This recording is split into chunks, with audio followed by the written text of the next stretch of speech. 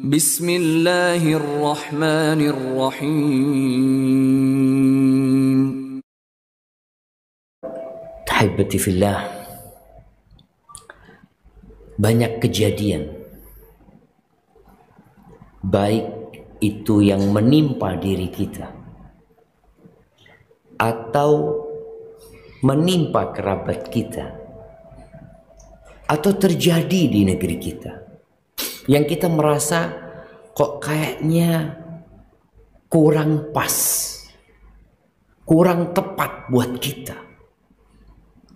Bahkan terkadang ada perasaan berburuk sangka di dalam diri kita kepada Sang Pencipta.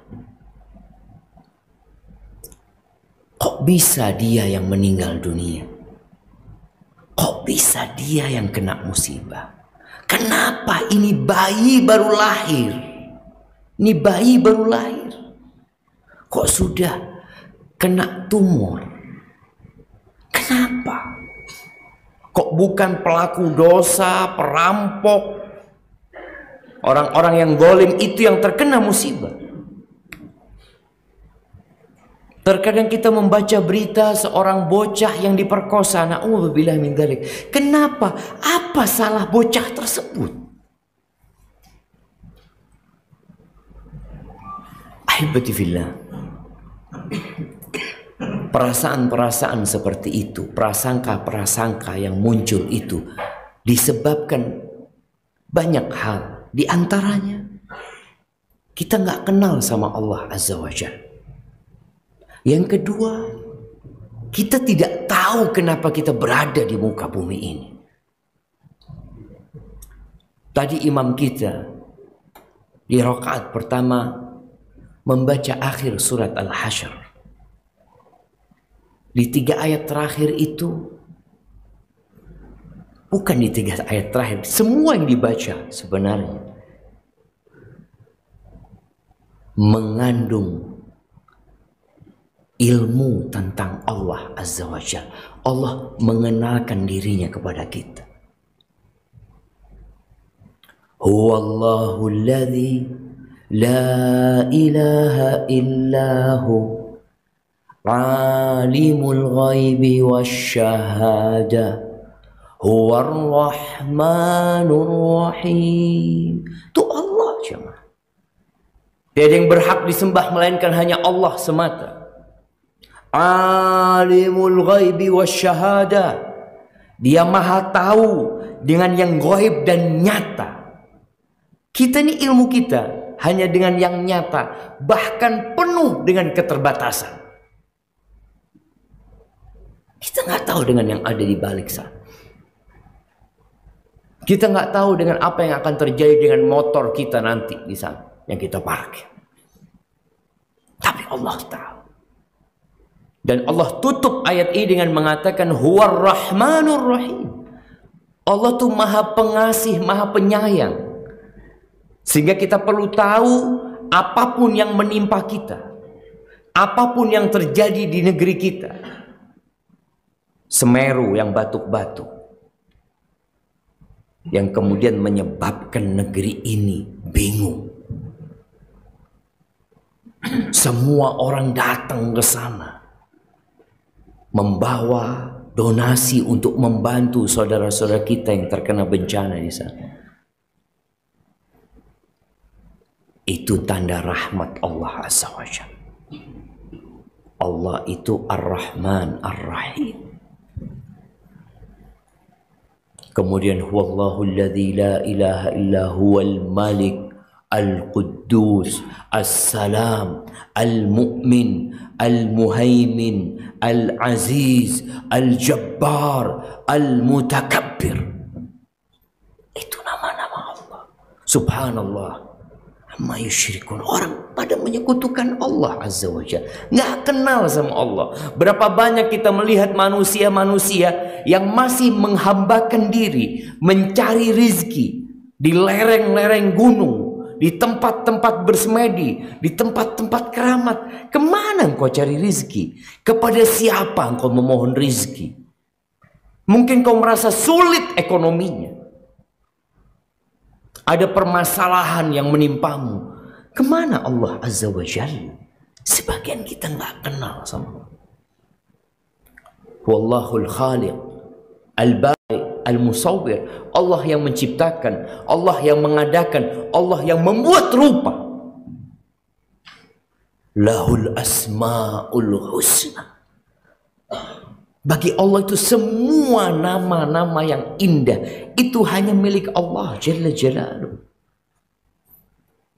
Yusabbihu lahu ma fis samawati wal ardh.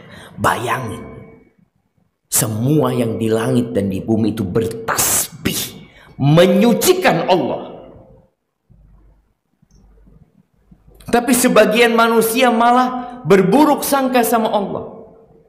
Merasa takdir Allah nggak tepat buat dia. Kenapa dia terkena hal ini? Apa salah dia? Apa dosa dia? Yusabbihu lahu, bayangin. Burung-burung bertasbih untuk Allah Azza wa Jalla. Mereka lebih kenal kepada Allah daripada kita. Ikan-ikan di lautan bertasbih. Semut-semut di lubangnya bertasbih, menyucikan Allah Azza wa Jalla. Yusabbihu lahu ma fis samawati wal ard wa huwal azizul hakim.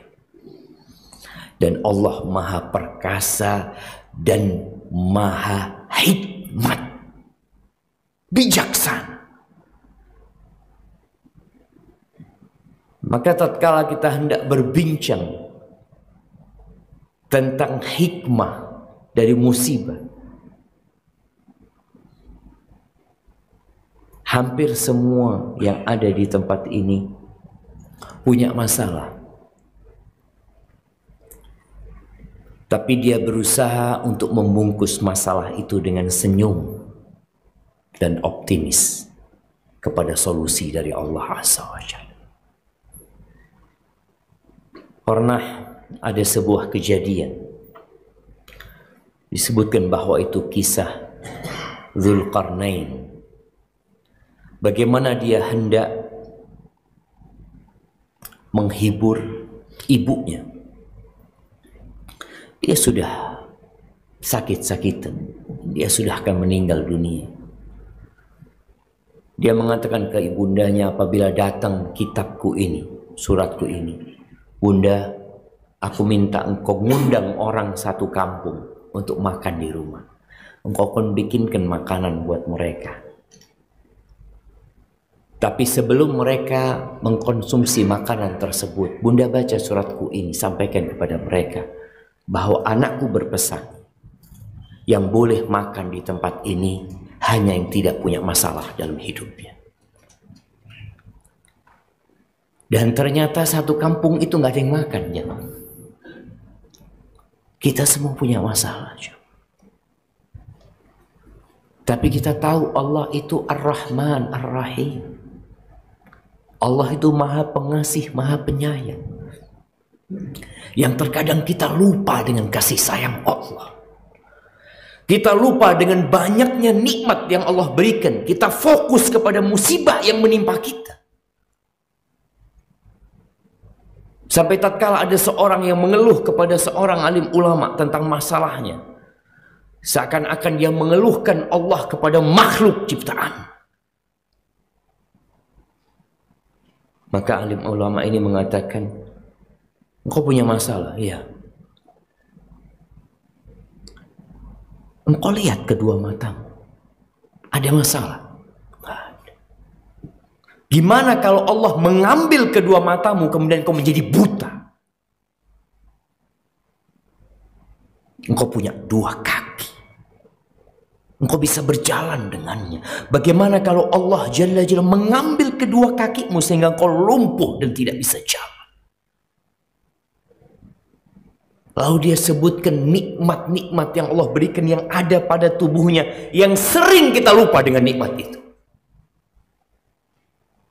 Orang ini baru sadar, Allah tuh maha baik sama engkau. Engkau yang tidak tahu diri. Wallahi say. Kita tuh kalau sering ngeluh karena kita lupa dengan nikmat yang Allah berikan.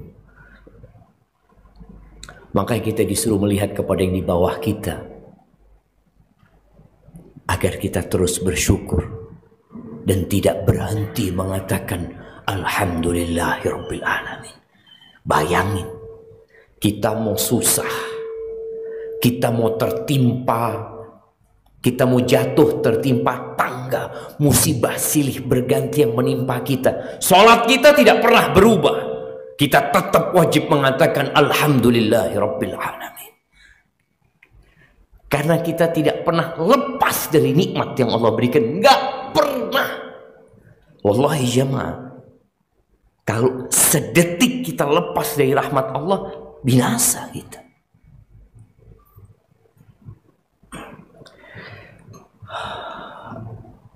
Ahibati fillah, kita perlu mengenal hakikat dunia ini. Setelah kita kenal sama Allah, ya kalau kepingin kenal sama Allah Jalla Jalaluh, baca surat cinta yang Allah karuniakan kepada kita. Baca Al-Quranul Karim yang Allah kirimkan sebagai rahmat, sebagai penyembuh, sebagai hidayah. Itu Quran. Quran diturunkan bukan untuk mempersulit hidup manusia. Allah Azza wa Jalla mengatakan, Taha ma anzalna alaikal qur'ana litashqa. Kata Allah, kami tidak menurunkan Quran ini untuk menyengsarakan kalian. Bukan. Kalau kepingin tahu kenal sama Allah, baca Al-Quranul Karim.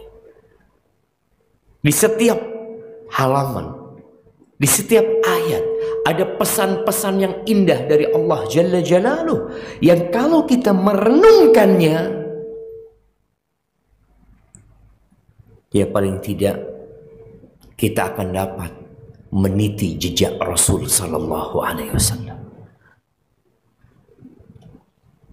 Kita lihat bagaimana Nabi Alaihi Salatu Wassalam sholat sampai bengkak kakinya. Beliau tidak pernah tidur di ruang ber-AC. Beliau tidak pernah makan roti yang empuk. Rumahnya kecil. Musibah-musibah silih berganti menimpa Nabi alaihi salatu wassalam. Beliau berdakwah, menyampaikan agama Allah. Diusir, dilemparin batu, berdarah-darah. Nggak pernah Nabi kita alaihi salatu wassalam mengatakan, ya Allah, aku ini nabimu, kok bisa seperti ini? Ada. Beliau sholat sampai bengkak kakinya.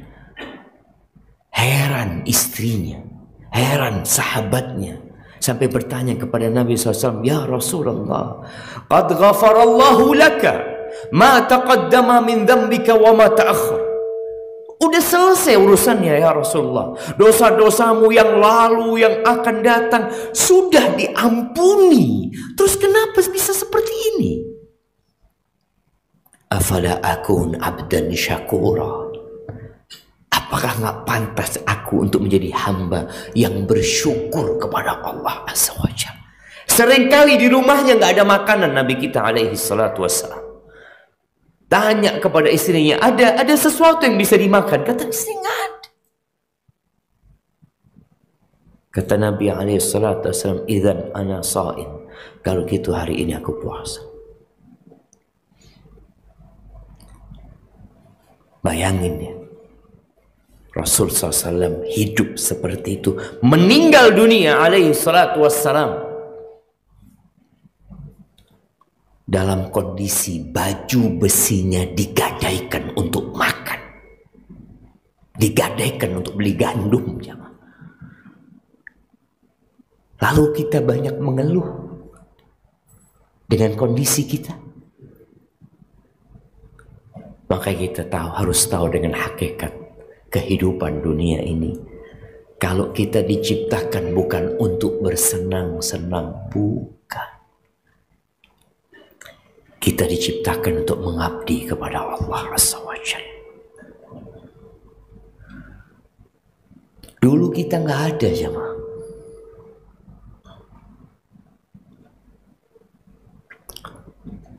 Dulu nggak ada yang namanya Syafi bin Riza bahasa lama, nggak ada. Riza dulu juga nggak ada. Terus kita jadi ada. Untuk apa? Untuk menguji siapa di antara kalian yang paling baik amalan. Alladzi khalaqal mauta wal hayat. Dialah Allah Jalla Jalaluh yang menciptakan al-maut, ketidakadaan, kematian. Kita nggak ada dulunya. Wal hayat, kemudian kita jadi hidup.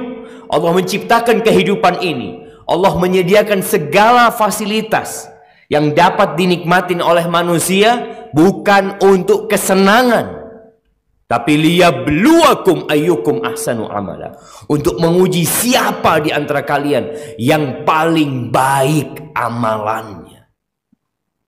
Kita berada di ruang ujian. Apa yang terjadi tatkala kita masuk ruang ujian? Ini yang mahasiswa bentar lagi akan UTS. Nah, yang sebagian mungkin sudah selesai, anak-anak sekolahan. Ketika dikasih tahu, insya Allah Senin depan itu ujian. Senin, Selasa, Rabu, Kamis, Jumat, selesai. Apa yang akan terjadi dengan anak ini? Siap. Dia akan membaca. Dia akan serius. Sebelum ujian dia sudah serius. Ketika hari-hari ujian, tidurnya sedikit, makannya tidak beraturan, buku selalu dia bawa, doa selalu dia panjatkan. Sampai selesai ujian, baru dia bisa istirahat. Dan kita berada di ruang ujian ini sampai kapan? Sampai ajal menjemput kita. Berarti waktu istirahat kita itu nanti, bukan sekarang. Makanya jangan heran kalau orang di ruang ujian itu tegang, ya, serius, nggak bergurau. Kalau ada yang bergurau dia marah. Kalau ada yang mengganggu dia emosi. Iya, kenapa anak sedang ujian? Tapi sebagian di ruang ujian itu main-main. Di waktu serius dia bercanda. Di waktu bersungguh-sungguh dia santai. Sehingga dia akan kehilangan waktu santai yang sebenarnya. Yang namanya di ruang ujian ya harus siap. Allah Azza wa Jalla berfirman di surat Al-Anbiya ayat 35. Kullu nafsin dha'iqatul maut. Semua yang bernyawa itu pasti merasakan kematian. Presiden mati. Rakyat jelata pun mati. Orang kaya yang memiliki harta 1.000 triliun, yang kalau biaya hidup dia tiap tahun itu 1 triliun, berarti umur dia berapa jemaah? Dia punya 1.000 triliun. Kalau 1 tahun dia butuh 1 triliun biaya hidupnya, uang dia cukup untuk berapa tahun? 1.000 tahun. Iya. Dia mati umur 70 tahun. Itu duitnya dikemanakan? Yang pejabat mati, yang sehat mati. Jangan berpikir kalau sudah sakit-sakitan, oh koyo itu mati. Kita lihat di masa COVID-19 ini, berapa banyak tenaga medis, mulai dari dokter dan lainnya, yang ngobatin orang sakit, Yang dia mengatakan sudah parah ini. Dokternya mati duluan. Yang sakit pulang ke rumahnya. Kullu nafsin dha'iqatul maut. Yang kecil mati. Seringkali kita dengar orang tua yang nunggu kelahiran anaknya. Ternyata anaknya lahir tidak bernyawa. Kullu nafsin dha'iqatul maut. Para nabi mati. Mereka orang-orang soleh. Mereka orang-orang yang dicintai Allah Jalla Jalaluh. Nabi kita Muhammad alaihi salatu wassalam, makhluk yang paling dicintai Allah Jalla Jalaluh. Apa kata Allah kepadanya? Innaka mayyitun wa innahum mayyitun. Engkau mayyit. Divonis oleh Allah Azza wa Jalla, engkau mayyit. Engkau mati. Wa innahum mayyitun, dan orang-orang itu bakal mati semua. Wa nabluukum bisyarri wal khairi fitnah. Setelah Allah katakan kullu nafsin dha'iqatul maut, wa nabluukum, dan kami memberikan ujian kepada kalian. Bisyar, bentuk ujiannya itu keburukan, sesuatu yang tidak kita sukai. Allah ciptakan setan,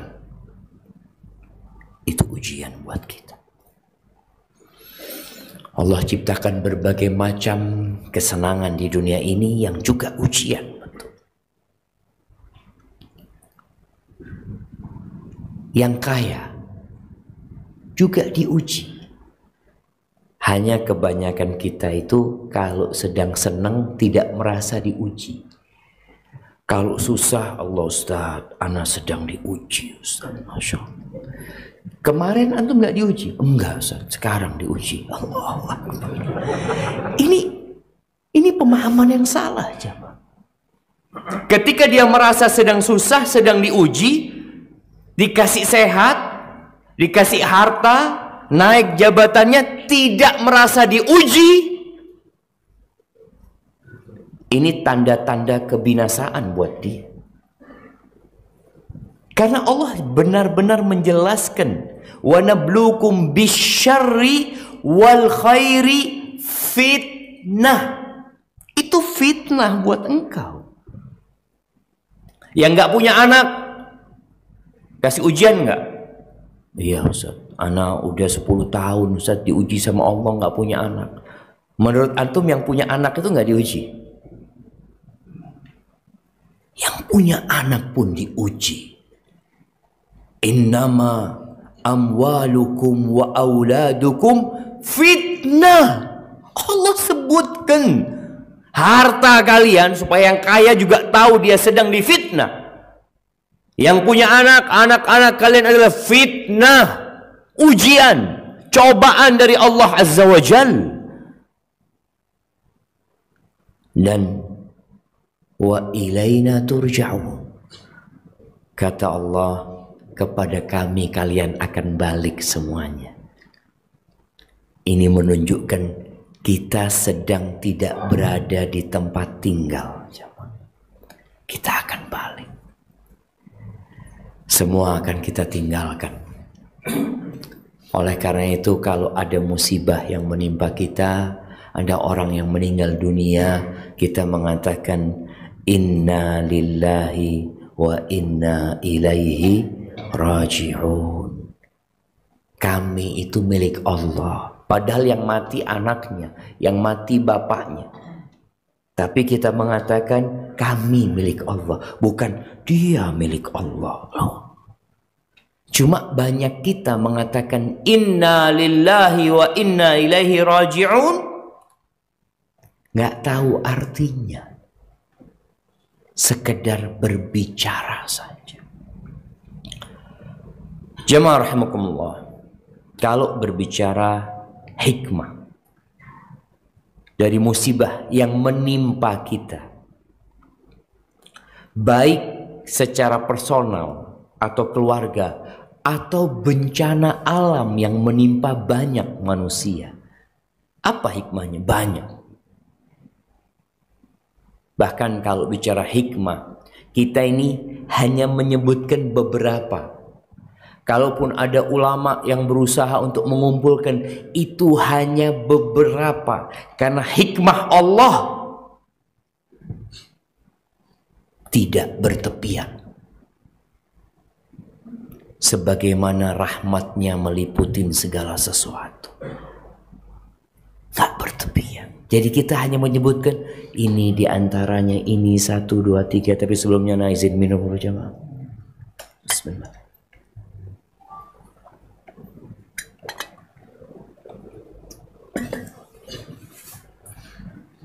Ada yang salah air ini jemaah.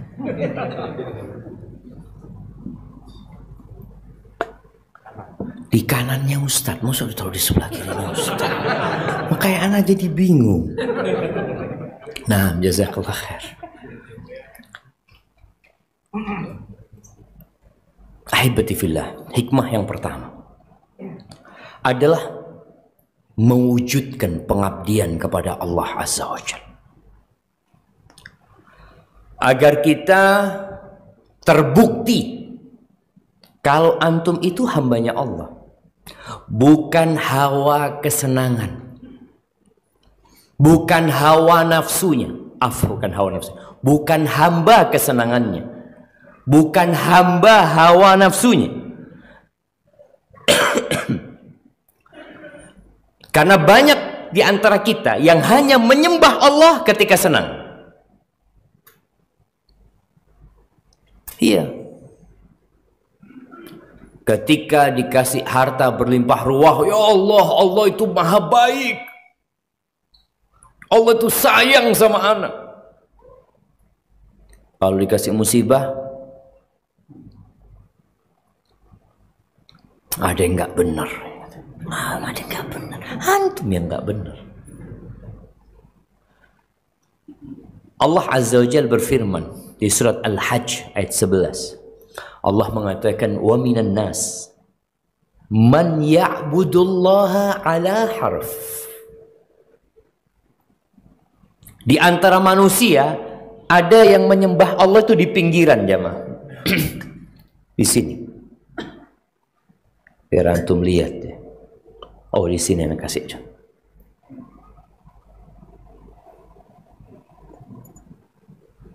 Antum lihat ya. Fa in asabahu khairun itma'anna bih.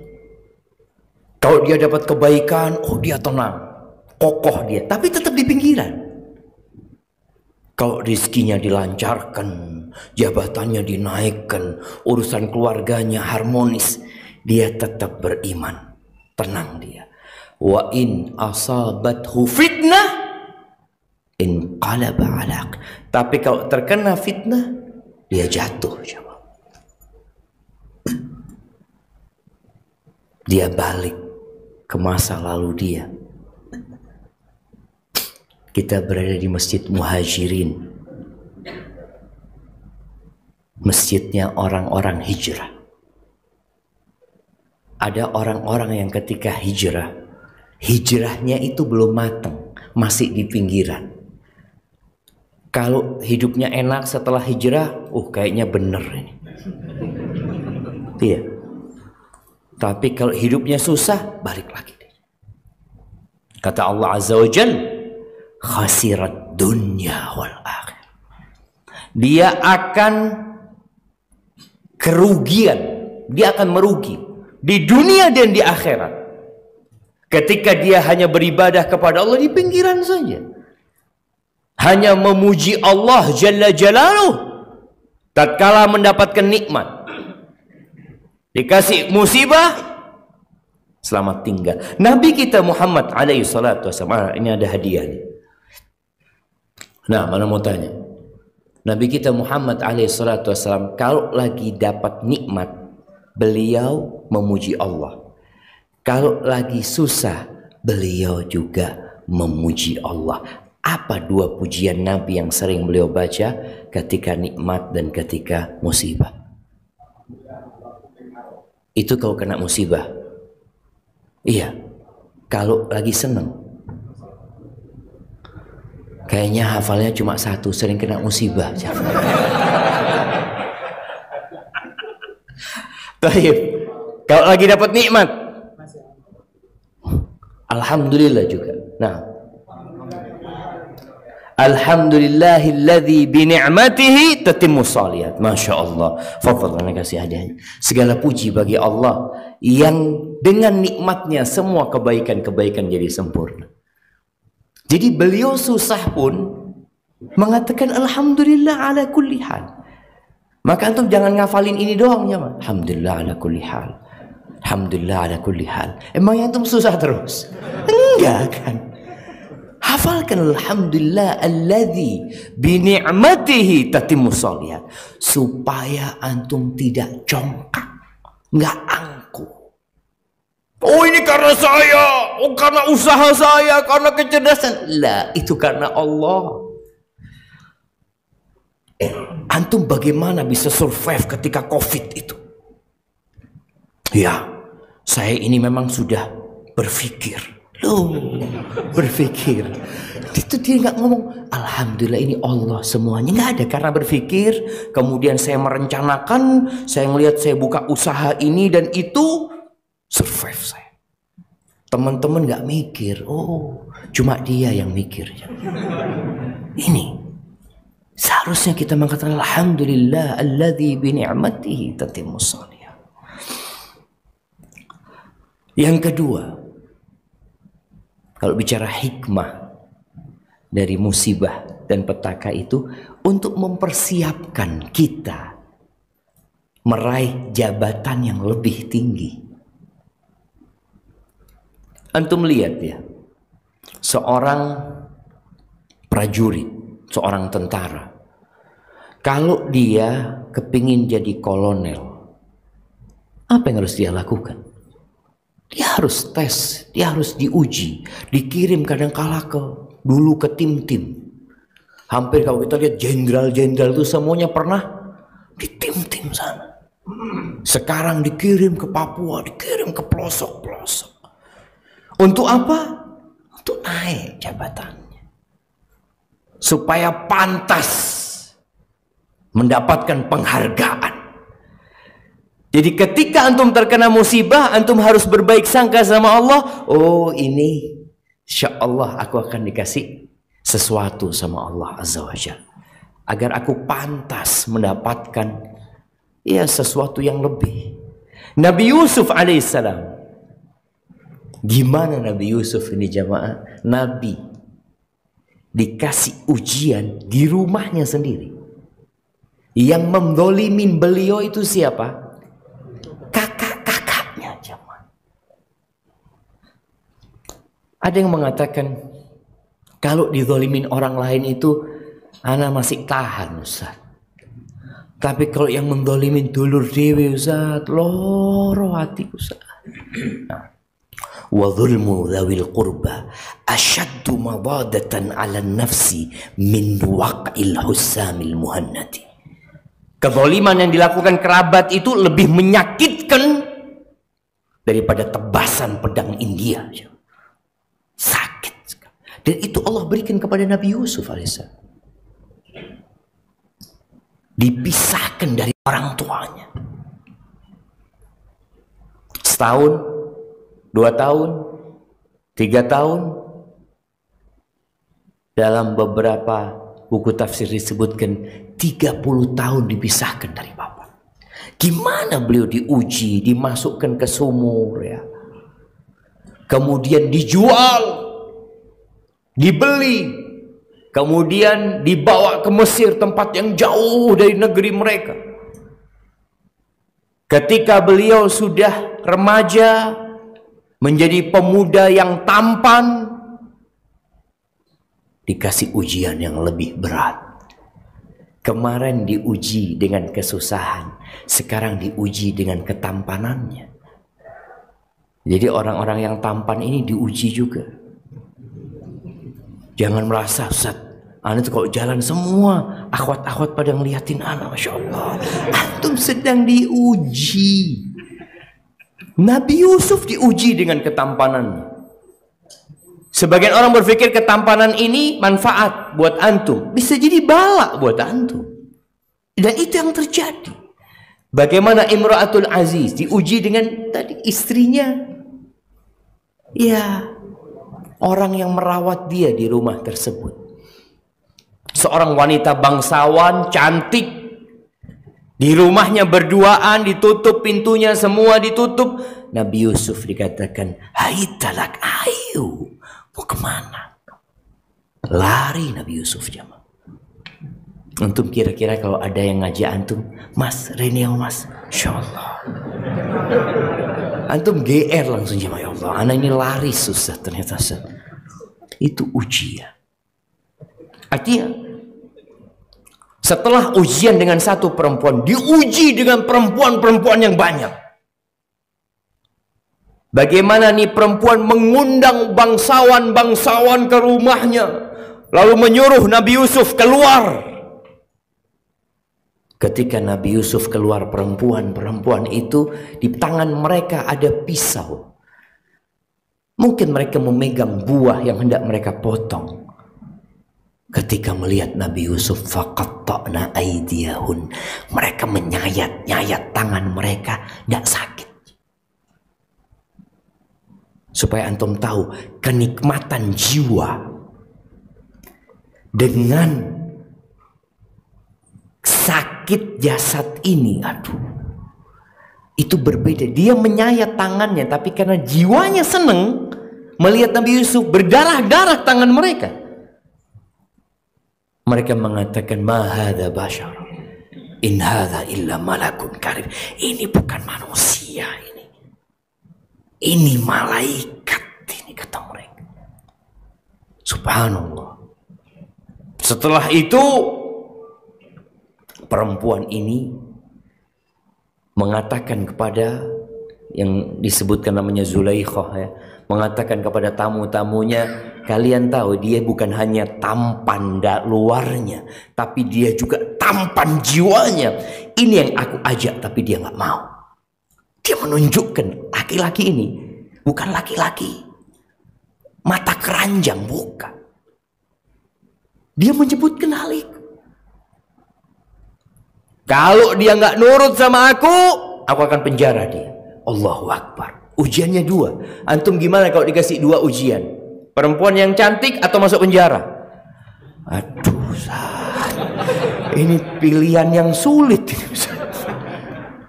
Wallahi sahih, di penjara Nabi Yusuf.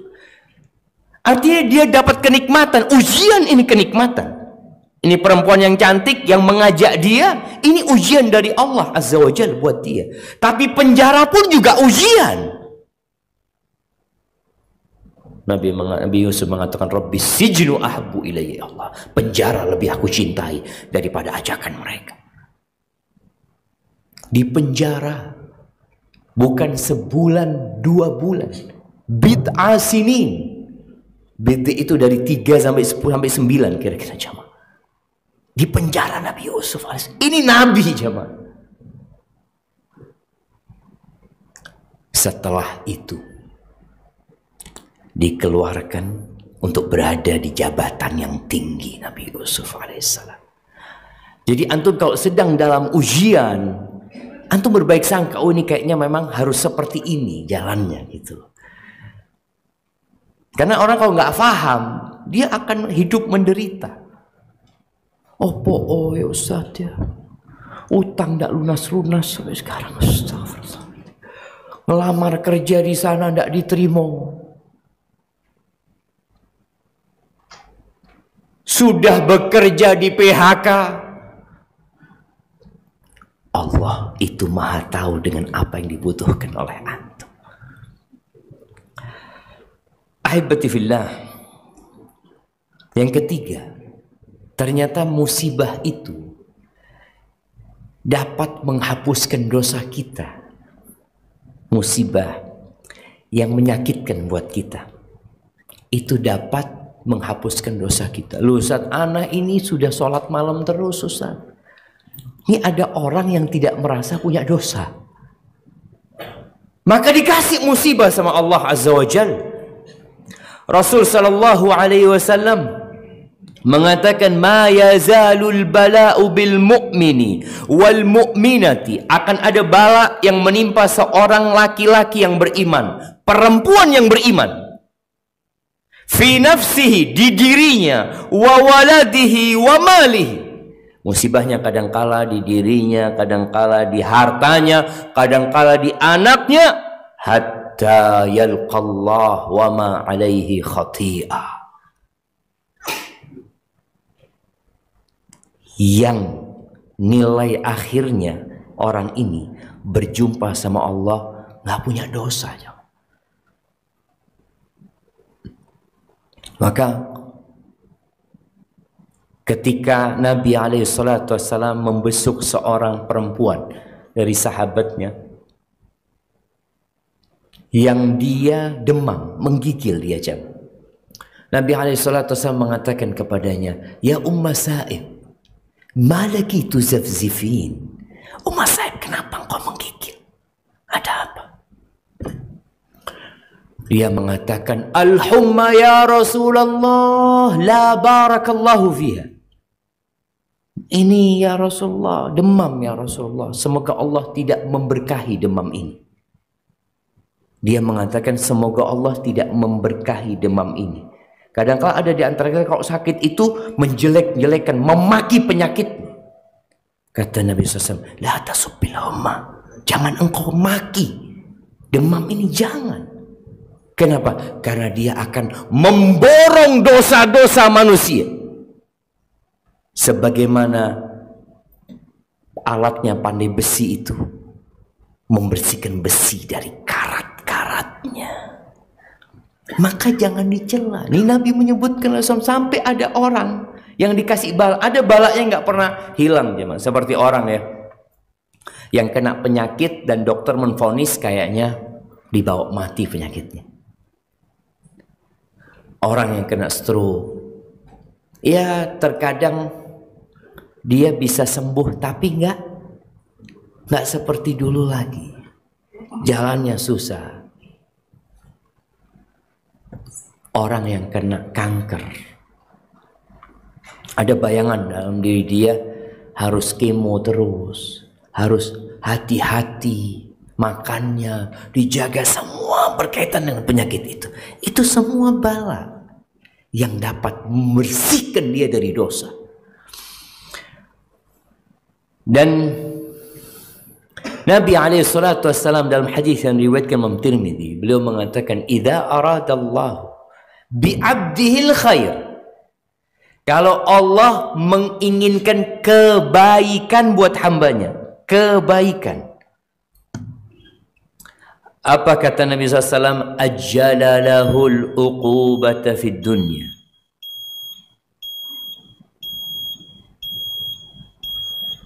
Kenapa dia jemaah? Hah? Oh, ujian juga dari Allah itu, katanya. Wis mari Ustaz, cukup Ustaz, katanya. Bismillah. Alhamdulillah. Jadi tanda Allah ingin kebaikan buat hambanya, ajjala lahul uqubata fid dunya. Allah segerakan hukuman buat dia di dunia. Jadi musibah yang menimpa pelaku dosa itu tanda Allah ingin kebaikan di dunia. Wa idza arada bi 'abdihi syarra amsaka anhu bi dzambihi hatta yuwafiya bihi yaumal qiyamah. Tapi kalau Allah menginginkan keburukan buat hambanya, dia melakukan dosa, dia berbuat kemaksiatan, dia orang jahat, orang zalim, tapi aman dari musibah. Kita kadang-kadang lihat, ini Ustaz orang sholat nggak pernah. Dia kan berpikir bagaimana orang yang zalim itu, kita memang mendoakan keburukan buat orang menzalimin kita, itu nggak apa-apa. Tapi kita kadang-kadang mikir, kok enggak kena musibah orang ini, jangan. Enggak mati-mati orang. Iya, Allah biarkan. sampai kelak akan disempurnakan hukuman buat dia hari kiamat. Karena kalau hukuman di dunia, orang itu bisa sadar, jemaah. Kalau dikasih penyakit, dikasih musibah, dia bisa sadar. Allah tidak ingin orang itu sadar. Akhirnya Allah biarkan dia merasakan kenikmatan dunia ini, yang kata Allah, qul mata'ud dunya qalil. Kenikmatan dunia ini sedikit, cuma dikit. Kenikmatan dunia ini, Nabi SAW ketika menggambarkan kepada para sahabatnya, dunia yang dinikmatin oleh 8 miliar manusia sekarang, itu dibandingkan dengan akhirat, kata Nabi SAW, seperti seorang di antara kalian yudkhil isba'ahu fil yam, memasukkan jarinya di lautan, kemudian dia angkat, falyandur, hendak dia melihat ada berapa tetes air di jarinya. Itu dunia, dan lautan itu akhirat. Dan dunia seperti diperebutkan oleh banyak manusia. Maka kalau antum melihat orang yang berbuat dosa, kita tahu dia pelaku kezaliman, lalu dia hidupnya senang, maka tetap berbaik sangka sama Allah. Karena terkadang kita mengatakan, ya Allah, ini orang zalim senang hidupnya. Ana yang Allah soft pertama terus, kadangkala ngimami azan, tetap urip kayak gini ya Allah. Kadangkala kita merasa ada yang gak pas di takdir Allah. Semuanya pas, semuanya sesuai, tapi kita gak ngerti. Kitanya gak ngerti. Kemudian yang keempat, ternyata musibah itu bisa memberikan pahala, bukan hanya menghapuskan dosa, memberikan pahala dan mengangkat derajat nanti di surga Allah Azza wa Jalla. Kalau yang kedua tadi mempersiapkan orang ini untuk menjadi orang yang matang, seperti matangnya Nabi Yusuf alaihissalam, seperti matangnya Nabi Musa alaihissalam. Nabi Musa itu 10 tahun jadi penggembala kambing. Fir'aun di istananya menikmatin kerajaannya, menyembelih putra-putra Bani Israel. Nabi Musa 10 tahun mengembala kambing di sana. Tapi itu untuk mengangkat, untuk mematangkan dia, mendapatkan sesuatu yang berat untuk diemban. Kalau yang keempat ini dapat pahala dan diangkat derajatnya di sisi Allah Azza wa Jalla nanti di sana. Jadi sebenarnya pengangkatan derajat itu di dunia dan di akhirat. Tapi di akhirat yang lebih banyak lagi. Dalam hadis yang diriwayatkan Imam Muslim, Rasulullah sallallahu alaihi wasallam mengatakan, ma yusibul mu'min. Ma yusibul mu'min, bukan orang kafir ya. Apa saja yang menimpa orang beriman, min syaukatin fama fauqaha illa rafa'ahu Allahu biha darajah au hatta anhu biha khatiyah.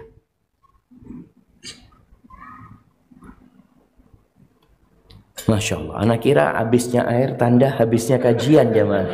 Ini ditambahin airnya Ustaz ini. Baik. Apa saja yang menimpa orang beriman, duri atau yang lebih kecil atau yang lebih besar dari duri. Kadangkala kita bersihkan tangan kita, kuku kita, tahu-tahu kecucuk, sakit. Antum kalau kecucuk itu ingat sama dosa. Ya Allah, aku tusone hamba ya Allah, astaghfirullah. Antum kadangkala jalan kesandung, ingat banyak dosanya hamba ini ya Allah. Ini kan penghapus dosa dan pengangkat derajat. Tapi kadangkala kita kena duri, lagi mau diangkat derajat anak. Iya memang bisa mengangkat derajat musibah itu, tapi awalnya untuk menghapuskan dosa. Maka kata Nabi SAW, illa rafa'ahu Allahu biha darajah, melainkan Allah akan mengangkat derajatnya atau Allah hapuskan dosanya. Jadi tergantung orangnya, tergantung bagaimana kita. Kita melihat yang paling besar cobaannya siapa? Para nabi. Asyaddun nasi balaan al-anbiya. Para nabi yang paling besar cobaannya. Coba kita lihat Nabi Nuh alaihissalam. Berapa tahun berdakwah jemaah? 950 tahun berdakwah. Yang ikut berapa? Ada yang mengatakan 70, paling banyak 80 orang. Cuma segitu.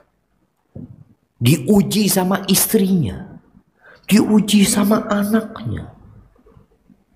Bagaimana Nabi Ibrahim alaihissalam diuji sama Allah azza wa jalla, sama bapaknya sendiri. Ujian itu bapaknya sendiri. Dibakar Nabi Ibrahim. Bertahun-tahun minta anak, belum dikasih sama Allah azza wa jalla. Diuji. Bagaimana Nabi kita Muhammad alaihi salatu wassalam. Jadi ternyata bala itu untuk mengangkat derajat, selain untuk menghapuskan dosa. Kalau orangnya orang soleh, yang kena musibah, orang ya, bukan kita. Karena kalau kita merasa soleh. Tapi kalau melihat orang, kita kan berbaik sangka. Orang ini Masya Allah. Jangan berburuk sangka. Ada seorang alim ulama, seorang yang ya menyebarkan kebaikan, lalu dia kena musibah, mobilnya tabrakan umpamanya. Kemudian dia terluka ini itu, jangan mengatakan koe duit huso satiku. Astagfirullahaladzim. Jangan. Tapi kalau kita yang kena musibah, dosa dulu. Tapi kalau orang lain, mudah-mudahan kayaknya untuk mengangkat derajat dia. Tapi kalau memang dia pelaku dosa, ya mudah-mudahan itu menghapuskan dosa-dosanya. Kemudian ahibati fillah, musibah itu mengeluarkan sifat ujub, berbangga diri. Di situ ada pelajaran tauhid, agar kita tahu kita makhluk yang lemah. Antum dikasih sama Allah sakit gigi, antum cari orang yang dapat mengantarkan antum ke dokter gigi. Antum ke tempatnya dokter gigi, minta tolong dok, loro dok, jadi tahu supaya kita nggak ujub. Allah azza wa jalla mengatakan wa khuliqal insanu dha'ifa. Manusia benar-benar diciptakan lemah. Ketika dia nggak pernah sakit, ketika dia nggak pernah susah, kadang-kadang dia merasa besar, merasa kuat, dikasih tuh musibah. Supaya dia turun, lalu mengatakan ya Allah, lalu dia minta sama Allah. Oleh karena itu ahibati fillah, di dalam semua musibah itu pasti ada hikmah. Tinggal bagaimana kita menata hati kita. Sebenarnya masih banyak, tapi karena ya ini bukan hari Sabtu, bukan hari Ahad jemaah. Ini hari apa? Hari Selasa. Ini orang-orang pada mau berangkat kerja. Insya Allah mudah-mudahan kita bisa balik lagi ke Masjid Muhajirin ini. Karena kita ingin bersama orang-orang muhajirin dan orang-orang ansor kelak pada hari kiamat jamaah. Itu yang dapat Anda sampaikan. Kurang lebihnya mohon maaf. Yang benar dari Allah Jalla Jalaluh, yang salah dari diri Anda pribadi. Allah dan Rasul yang terbebaskan dari kesalahan itu. Masya Allah. Ada pertanyaan jamaah? Mana izinnya? Bismillah.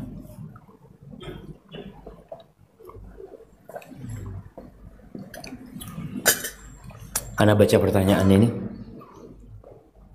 Ustaz, ana merasa banyak hikmah dari ujian yang ana dapat. Tapi dari ujian ana merasa belum menemukan jalan keluar dari permasalahan. Apakah ini tandanya dari kurangnya bertakwanya ana? Ahibati fillah, tadi disebutkan bahwa Nabi SAW mengatakan wa ma yazalul bala'u bil mu'mini wal mu'minati.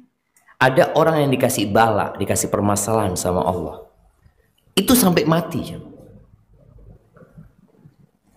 Yang tujuannya dia mati nggak punya dosa, hatta yalqallaha wa laysa alaihi khatiyah, sampai dia berjumpa sama Allah nggak punya dosa. Jadi ketika kita terkena musibah yang solusinya belum dapat, kita tetap berbaik sangka sama Allah, ini untuk menghapuskan dosa ana, dan semoga dengannya juga derajat ana diangkat sama Allah Azza wa Jalla. Tapi kan kita kepingin Ustaz, yang sakit kepingin sembuh, yang sulit kepingin mudah. Kemudahan itu akan datang. Fa inna ma'al usri yusra. Cuma banyak di antara kita itu terburu-buru.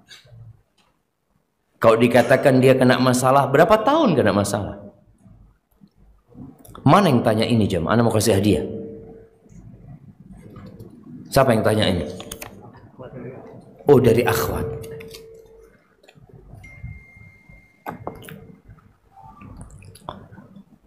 Nabi Yakub alaihissalam itu nabi, punya masalah sama anak-anaknya, dan dia punya masalah besar, dipisahkan sama Nabi Yusuf alaihissalam.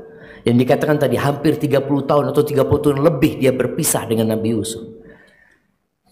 Dan beliau terus berbaik sangka sama Allah Azza wa Jalla, menanti solusi, yakin masa penantian itu adalah penghapusan dosa. Jadi antum terus perbaiki ketakwaan kita, perbaiki keimanan kita, dan yakin akan datang.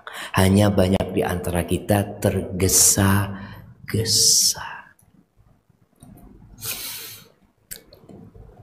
Wa khuliqal wa kanal insanu ajula. Itu kata Allah, manusia itu orangnya tergesa-gesa. Ketika Nabi SAW di kota Mekah, berapa tahun beliau berdakwah di kota Mekah? 13 tahun.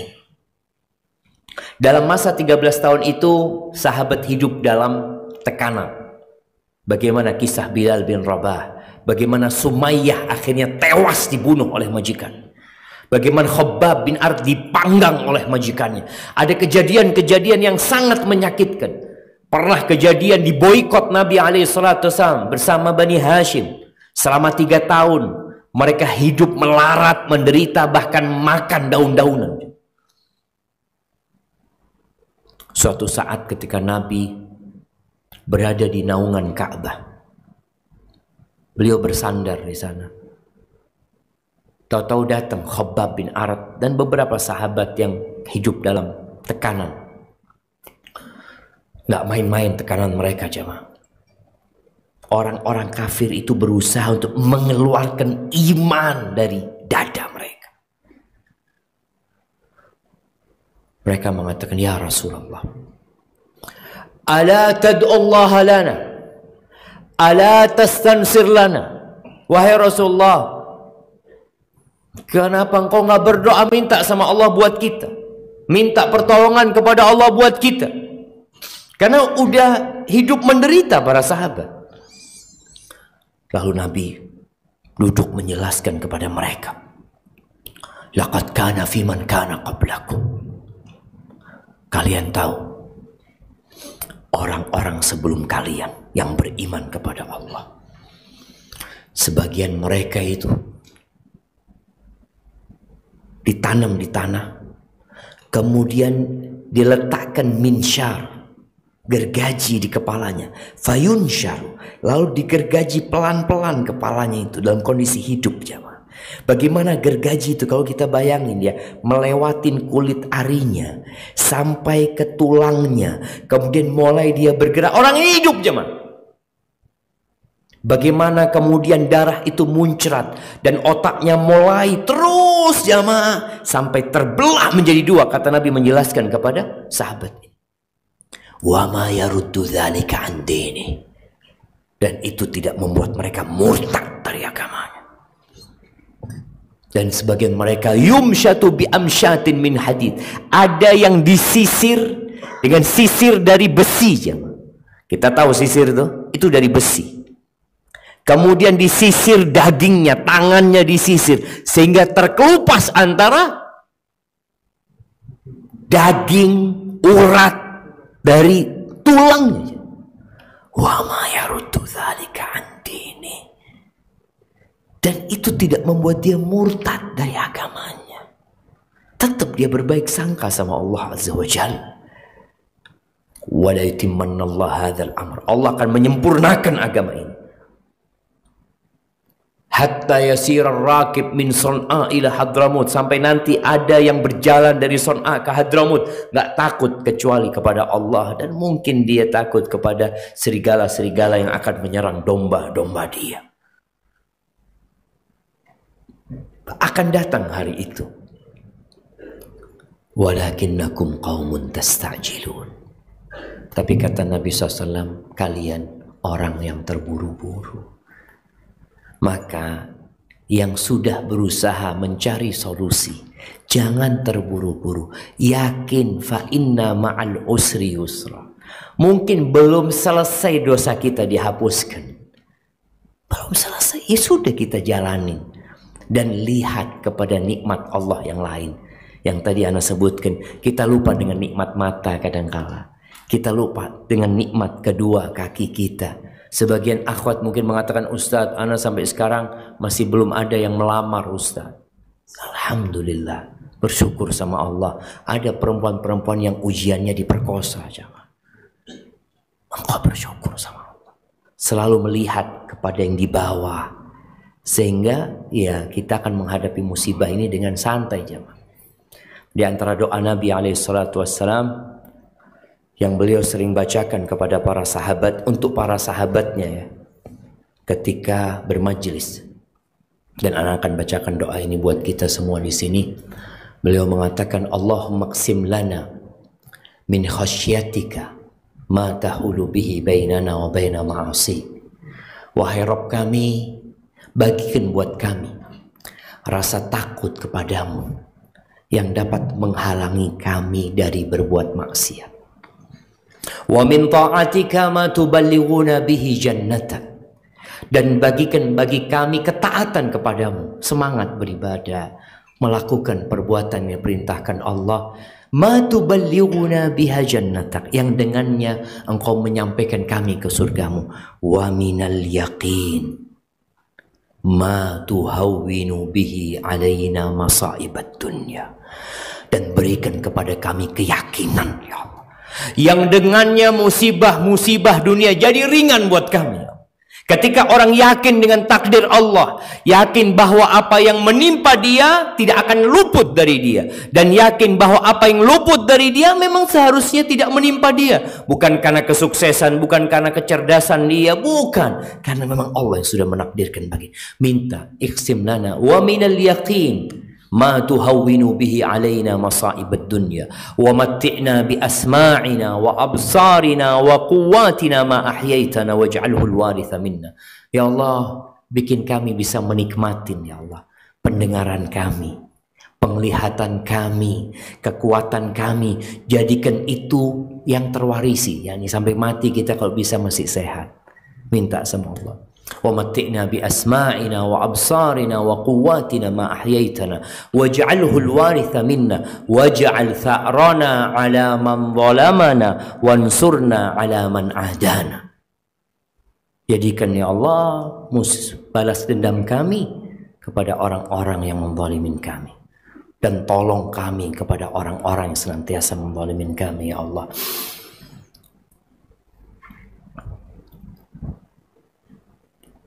Wala taj'alid dunya akbar hammina. wala mablagha ilmina. Jangan jadikan dunia itu ambisi kami yang paling besar, puncak ilmu kami. Wala taj'alid dunya akbara hammina wala mablagha ilmina wala tusallit alaina man la yarhamuna. Dan jangan jadikan penguasa atas kami orang-orang yang tidak sayang sama kami, ya Allah. Itu yang dapat Anda sampaikan, kurang lebihnya mohon maaf. Subhanakallahumma wa bihamdika asyhadu an la ilaha illa anta astaghfiruka wa atubu ilaik. Wassalamualaikum warahmatullahi wabarakatuh.